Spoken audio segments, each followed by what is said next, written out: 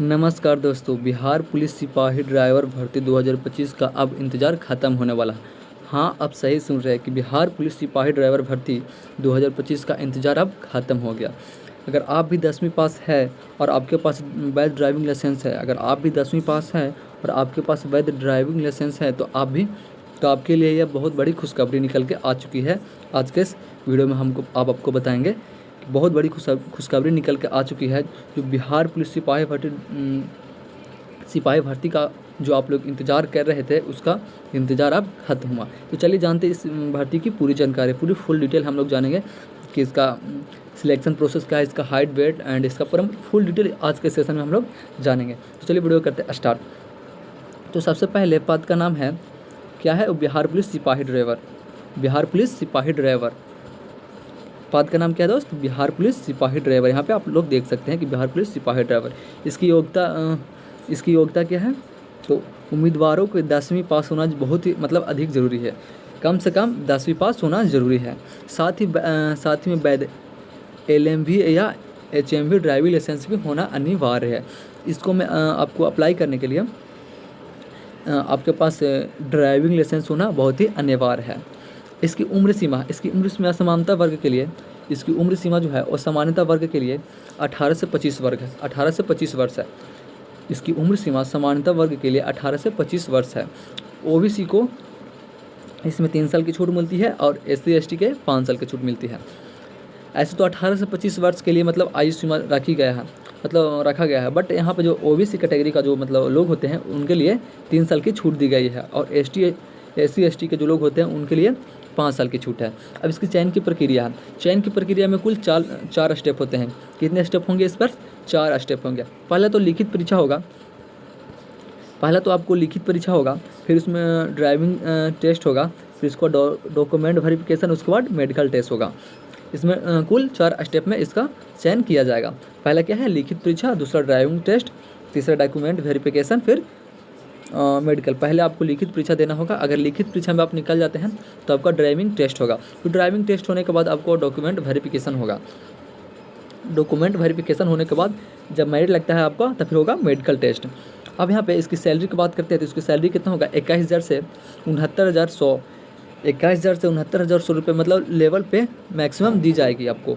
21 से 69,000 कुछ रुपये आपको मैक्सिमम दी जाएगी महीने की। स्टार्टिंग सैलरी कम से कम 21,700 से लेकर 69,100 रुपया लेवल 3 पे मैक्सिमम दी जाएगी आपको। अब शारीरिक मानक, शारीरिक में आपको क्या होगा?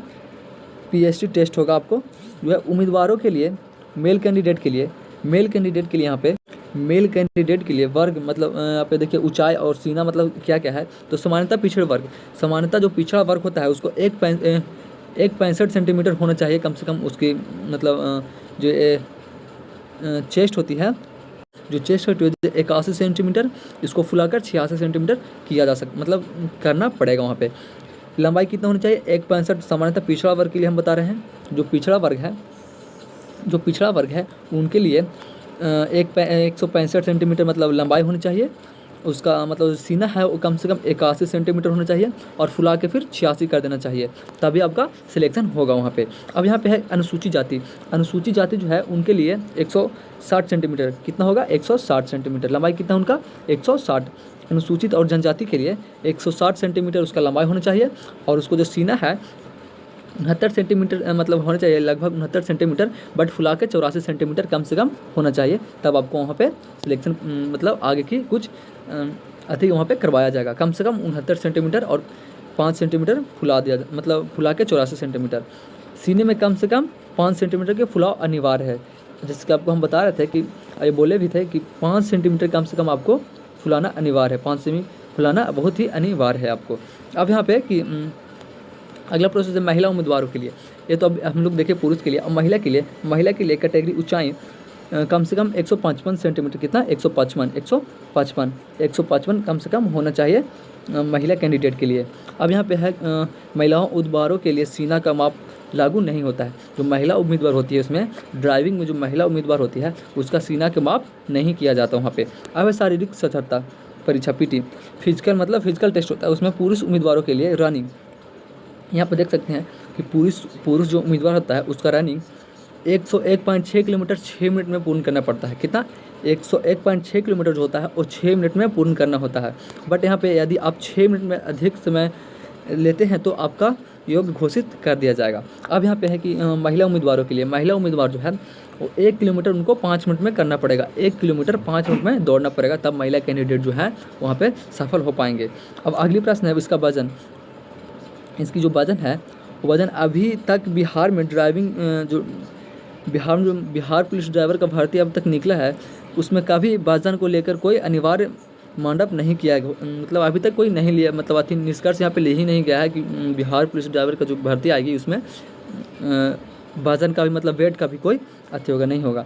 इसके लिए समान स्वास्थ्य और BIM बॉडी MS मतलब मेडिकल में होगा, वहाँ पे आपको देख लिया जाएगा। बट यहाँ पे वजन का कोई अति नहीं है।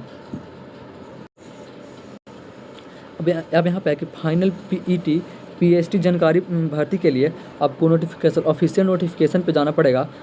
इसके बाद मतलब 100% तय मानी जाएगी। ऐसे कोई मतलब फालतू के वीडियो बनाता है बट बोलता है कि आज हो गया, इतना तारीख के फॉर्म भर जाएगा, इतना तारीख फॉर्म भर जाएगा, ऐसा कुछ नहीं है। अब तक ऑफिशियल नोटिफिकेशन नहीं आया है। और आवेदन की तिथि जो है बात करते हैं, इसका नोटिफिकेशन जल्द ही CSBC के वेबसाइट पर जारी होगा। तो इसके लिए आप मेरे चैनल को सब्सक्राइब कर लीजिए। आपको हम जैसे ही नोटिफिकेशन आता है कि कब इसका कैसे फॉर्म भराएगा, इसका वीडियो हम आपको बना देंगे। अब एक दो 10 बजे अगर आप बिहार पुलिस में ड्राइवर बनना चाहते हैं तो अभी से तैयारी शुरू कर दीजिए। मेरे यूट्यूब चैनल पे इससे रिलेटेड बहुत से वीडियो अपलोडेड हैं। बिहार पुलिस और बिहार ड्राइवर पुलिस दोनों के सिलेबस पैटर्न सेम होता है, इसलिए हम बिहार पुलिस की तैयारी अपने यूट्यूब चैनल पे करवाते हैं। अगर आपने नहीं देखा तो मेरे यूट्यूब चैनल पे बहुत सी वीडियो अपलोडेड है, वहाँ से जाकर आप लोग आसानी से बिहार पुलिस की तैयारी कर सकते हैं। अगर यह वीडियो पसंद आए तो लाइक करें और शेयर करें, और चैनल को सब्सक्राइब करना ना भूलें। धन्यवाद।